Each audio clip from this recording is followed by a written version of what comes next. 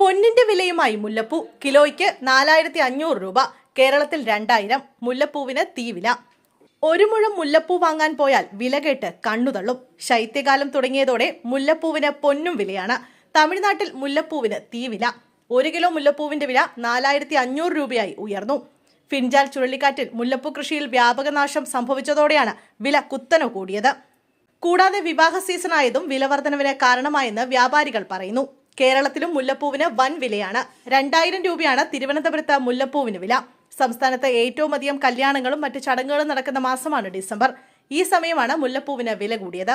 കഴിഞ്ഞ ഓണക്കാലത്ത് തിരുവനന്തപുരം ജില്ലയിൽ 1 കിലോ മുല്ലപ്പൂവിന് 6000 രൂപ വരെയായിരുന്നു. എന്നാൽ ആ സമയം കൊച്ചിയിൽ 400 രൂപ മാത്രമാണ് വില. സീസണിൽ വില ഉയരുന്നത് പതിവാണെങ്കിലും ഇത്തവണ തിരിച്ചടിയായത് ഫിൻജാൻ ചുഴലിക്കാറ്റിലുണ്ടായ വ്യാപക കൃഷിനാശമാണ്. തമിഴ്നാടിന്റെ തെക്കൻ ജില്ലകളിലാണ് മുല്ലപ്പൂ കൃഷി കൂടുതലായി നടക്കുന്നത്. ഫിൻജാൻ ചുഴലിക്കാറ്റിനെ തുടർന്ന് തെക്കൻ ജില്ലയിലുണ്ടായ കനത്ത മഴയിൽ ഏക്കർ കണക്കിന് മുല്ലപ്പൂ കൃഷി നശിച്ചിരുന്നു.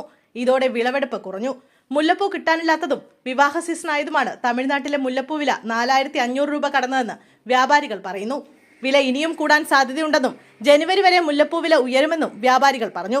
സാധാരണ ഈ സീസണിൽ മാർക്കറ്റിലെത്തുന്നതിന്റെ 1/4 പൂ പോലും വരുന്നില്ലെന്നാണ് കച്ചവടക്കാർ പറയുന്നത്.